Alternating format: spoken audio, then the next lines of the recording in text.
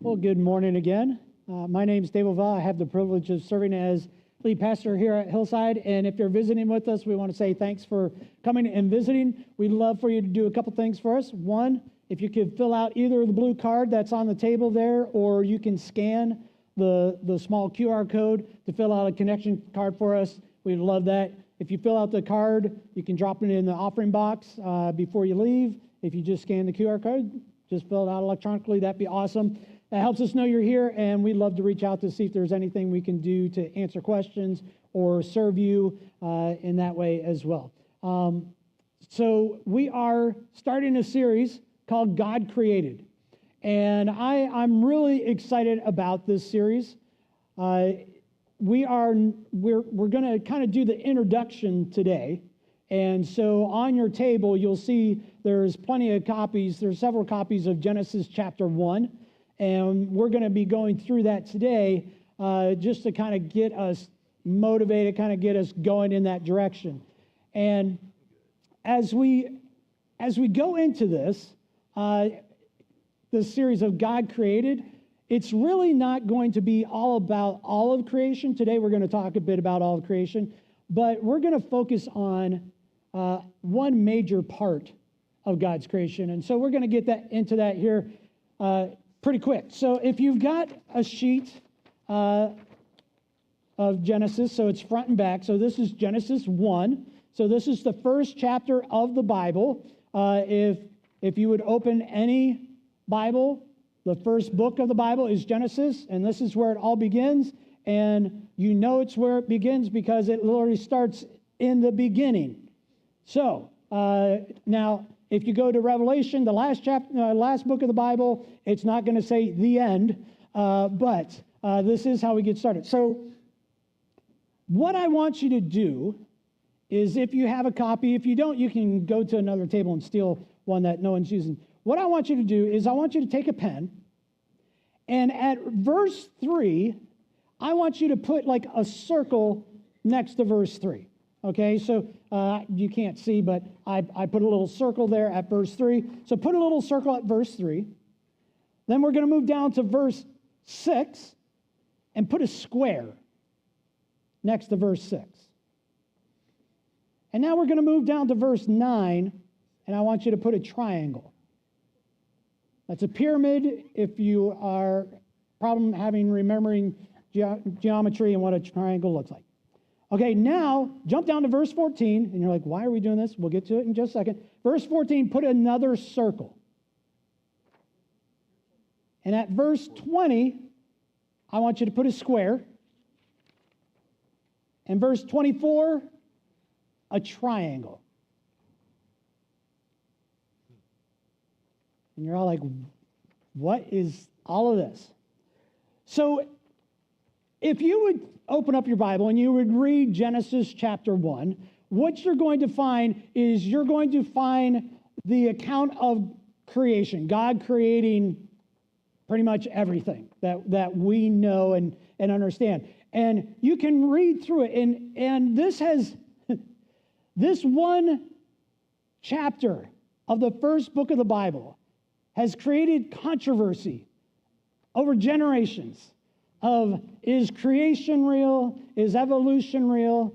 And then in the church, we even have, okay, creation. Did it happen in 7 literal days? Did it take time? All this wonderful stuff. And we are going to dive not at all into any of that. Okay? So what I want you to do is, I believe, and we're not going to get into all my theology on this, I believe God is creator of all.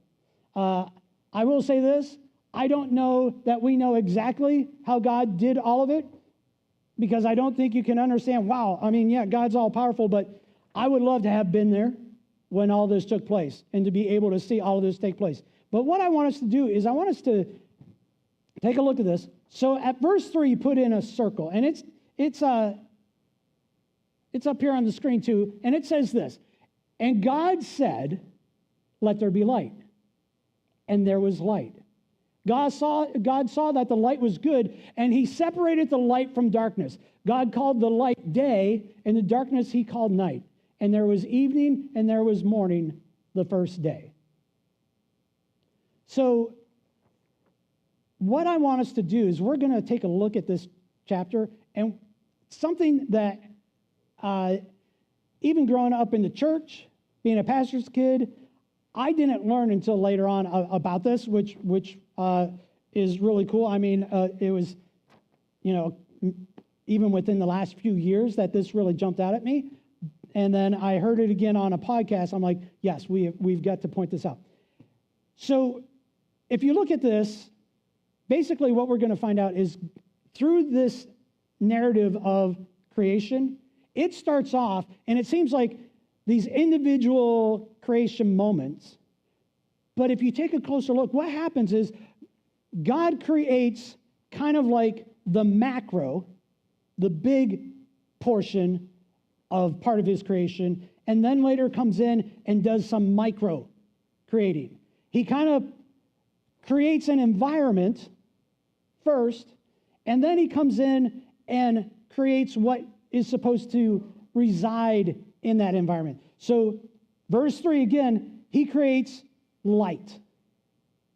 And now there's light and there's darkness. There's nighttime and there's daytime. Now, if you follow down to verse 14, where you put your other circle to show that they're connected, and God said, let there be lights in the vault of the sky to separate the day from the night, and let them serve as signs to mark sacred times and days and years, and let them be lights in the vault of the sky to give light on the earth. And it was so. God made two great lights, the greater light to govern the day and the lesser light to govern the night. He also made the stars. So it goes on. So basically, first day, verse 3, God creates light and dark. He creates the environment.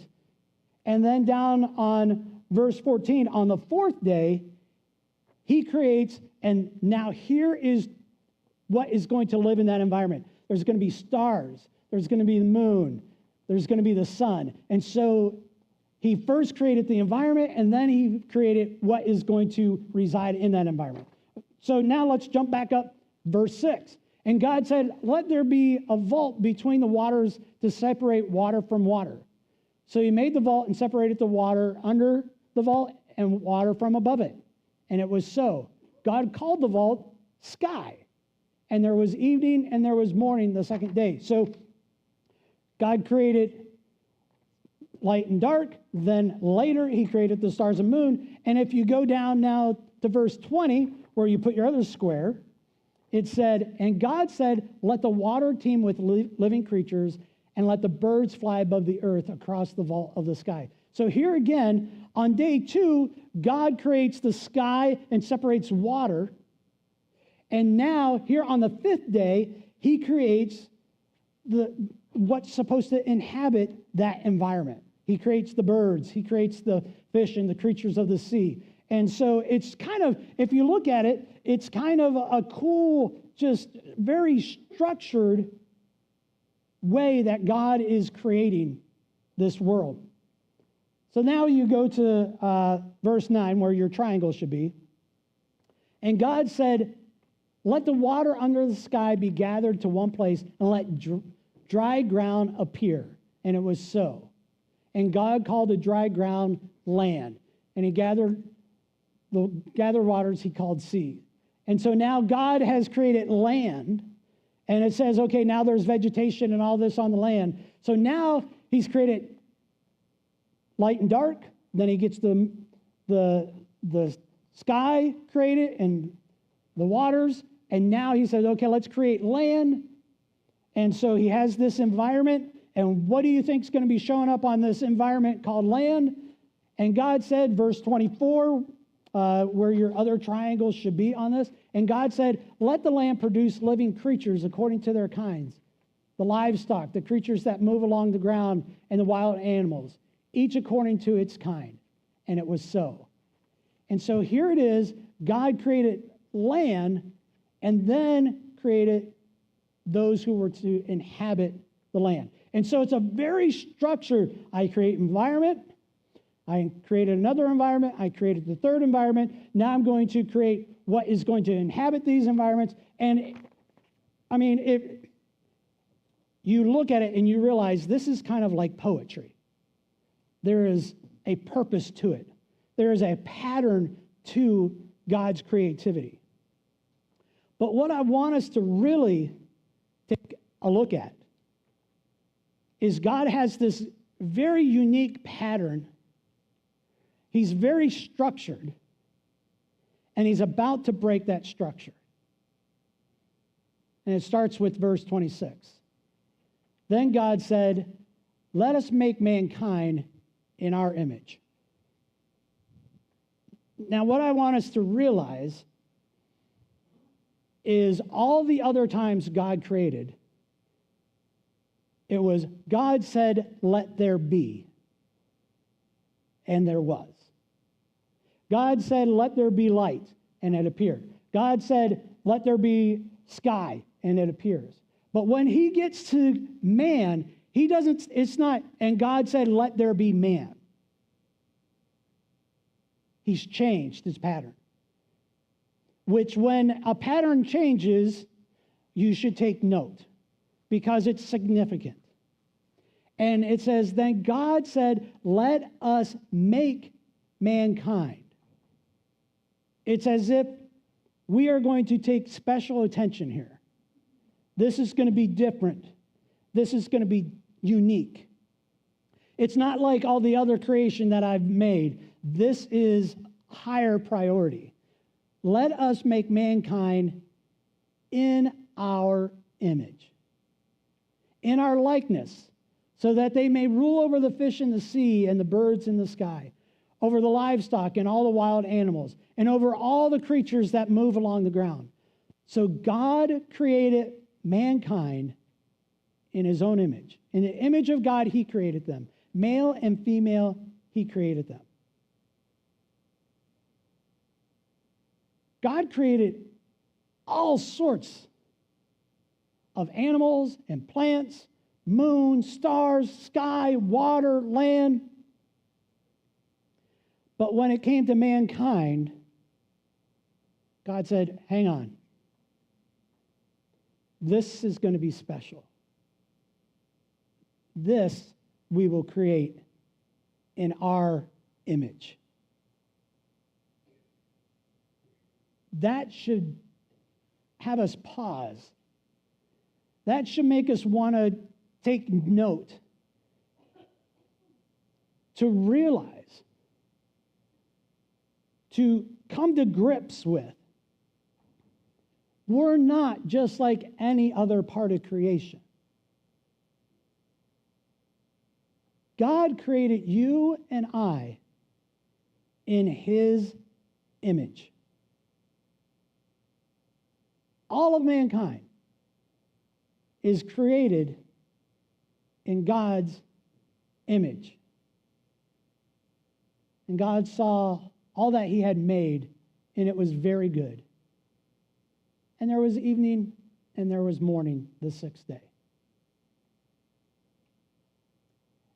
You know, we in Sunday school, we go through the creation story, and, you know, if we really we try to get the kids to memorize what was created on what day and all that fun stuff. And I think a lot of times we read this and we pass through it pretty quick. It's like, okay, yeah, God created. But let's get to the juicy part where Eve eats the fruit and everything goes south, right? Let's talk about a talking snake. And we can kind of bypass this. But, man, oh, my bad. If we could, there we go. Then God said, let's make mankind in our image. So God created mankind in his own image. Our whole series is going to be based on this. So God created mankind in his own image. Because this reality changes so much and impacts so much. If we come to grips with the fact that we are created in God's image, that impacts how we view ourselves. It impacts how we view a family. It impacts how we view our neighbor. It impacts how we view our enemies. It impacts how we view the less fortunate. It impacts everything about what we feel and think about all other humanity and ourselves.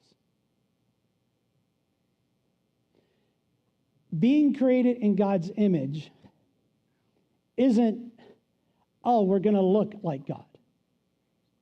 No, being created in God's image is much deeper than that. And to think that the creator of all, when it came time to creating you and creating me, paused and went, hang on, this is going to be different. This is going to be significant. This isn't just a creature that's roaming the earth or a fish swimming in the sea. No. This is going to be special. And I'm going to create mankind in my image, in our image. And because of that, we really should step back and just try to figure out what does that amazing gift really mean? What does that amazing gift, how does that change my attitude? For some of us in this room, honestly, you're probably thinking, yeah, not me. Because your self-worth doesn't allow you to think that you are created in God's image, that you're that valuable. Some of us in this room, to be honest, the way you've treated other people, you didn't see the other people as being created in God's image. We need to really figure out what this means. And so over the next few weeks, we're going to really dive into what does it truly mean to be created in God's image. And so through this week, I want you to just even pray and meditate on that. To take time during your devotional time and just be thinking, okay, God, your word says I'm created in your image. What does that truly mean? God, help me to understand what that means. Help me to understand how this should impact my life and how I interact with the others around me who are also created in your image. And I think this is going to be an awesome series of just really helping us kind of center ourselves on God's view of us and God's view of those around us. So we're going to go into a time of communion. And here at Hillside, you do not need to be a member to take communion with us. We just simply ask that you are a follower of Jesus Christ. And so we will have 4 different spots where you can receive the elements.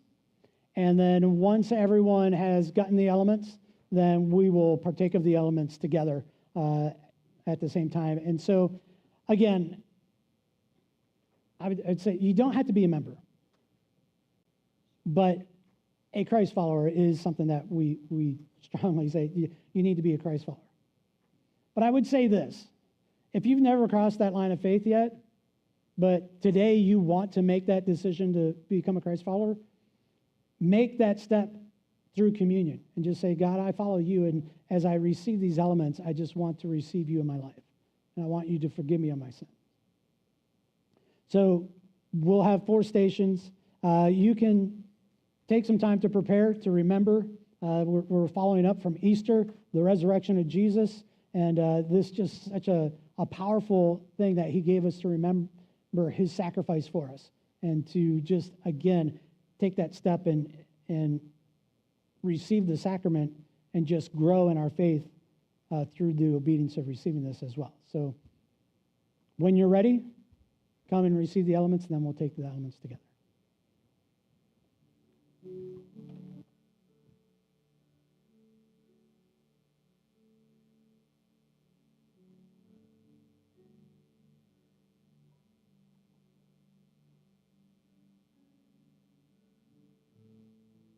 I also want to let you know if you are gluten-free or you require gluten-free, the ones in the middle are gluten-free for you.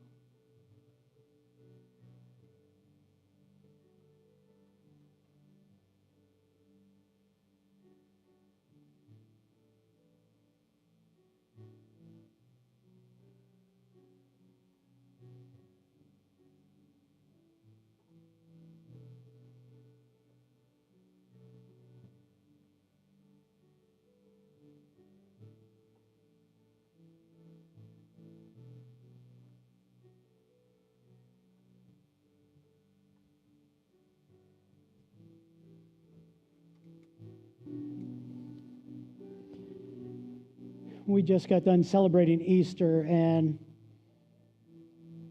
right before Easter Sunday was Good Friday, and Maundy, Thursday is really when what we celebrate as the Last Supper would have taken place. And that's where we get our sacrament of communion. And Jesus is there with his disciples, who apparently at that point still didn't understand who he was and what they were doing in Jerusalem. But then he took the bread and he changed the Passover experience for them forever. He took the bread and he broke it and said, "This is my body broken for you. Take and eat in remembrance of me."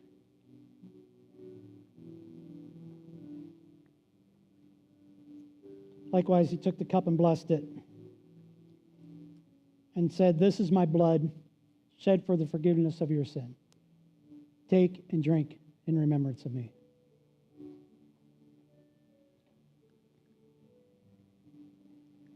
God, we thank you so much for the significance of communion. And God, as we receive these elements, we just, again, pray that you would fill us again, God, with your presence. God, allow this to be a step of obedience. And God, I just pray that you would help us to grow closer to you as we experience the significant spiritual event that we just participated in. God, thank you so much for the gift of salvation. God, thank you so much that we are not just any regular part of your creation, God, but you made us special and unique. You created us in your image. God, help us to truly understand what that means and how that impacts everything